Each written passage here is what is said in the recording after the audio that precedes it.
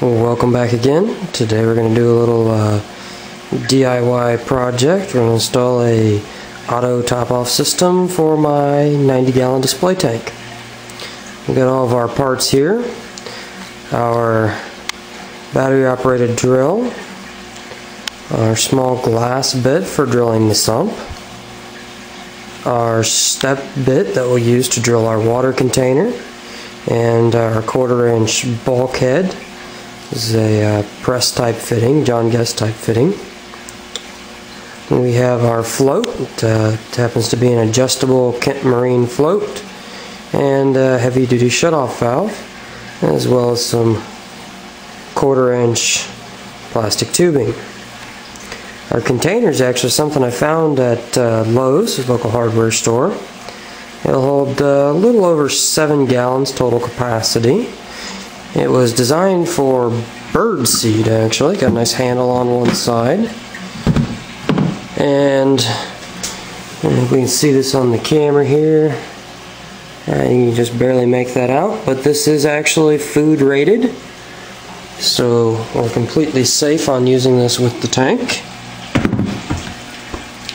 And the top's actually kind of convenient. It's got a nice door that opens up on it, as well as for pouring seed you'd have a reverse door that allows me to fill the container up and keep it closed and sealed, so I don't have to worry about any contamination in the RO/DI canister.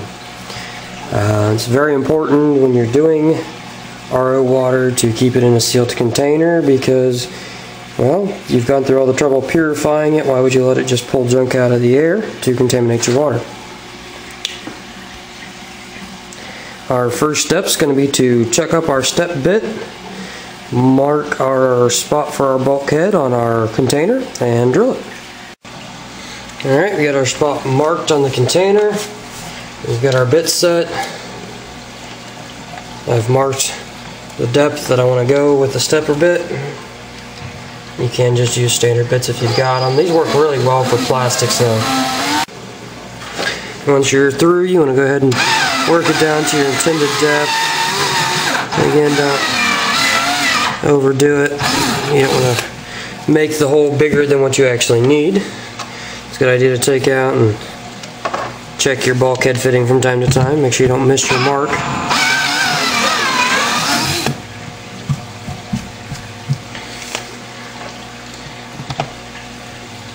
Okay, right there is going to be right about where we want it. We'll actually thread it through the plastic from the inside.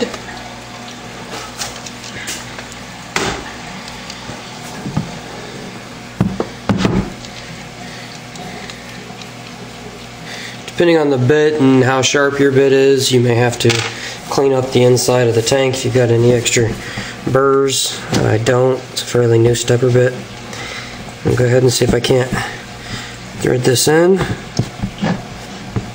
Well, looks like we're still just shy of making it through. I hit it just a little bit more with the drill.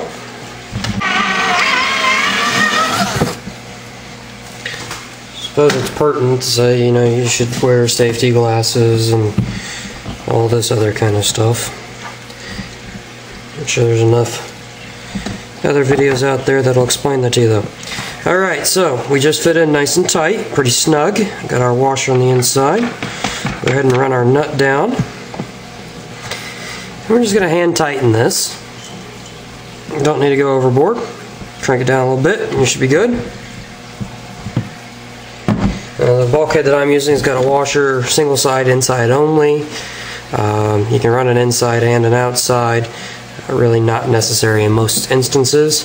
This one also had a metal nut. I was a little surprised. Most of the ones I've gotten in the past have a plastic nut, but it's on the outside of our container, so I'm okay with that. It's actually kind of nice for tightening it down.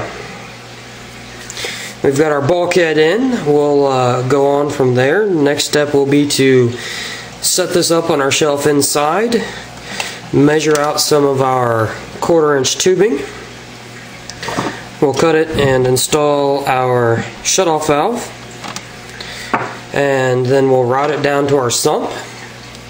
Since it is a running system and I'm going to drill it, I'll have to shut the sump down, take it out from underneath the stand, drill it, and put it back in place. which is going to be a lot of work. So I will not bore you with the whole video on shutting a sump down. I'm sure there's plenty out there, and I will go ahead and show you the final product when we're all done. Alright, till just a few moments ago this was my running and functional sump, and now we're going to drill a hole in it. I have a whole video on how to drill a tank if you want to watch that, so I won't show you all this, but show you how I've set it up. I've got it marked for where I want my float switch to come through at so I can adjust my water level, and now I'm going to drill it. Alright, I got it drilled, I've got my float valve temporarily secured in place. We'll clean this up, take it back inside and get it plumbed back into the tank, and then we'll finish the plumbing on our auto top off. Alright, so we've got our system plumbed back in. A little cleanup still to do there.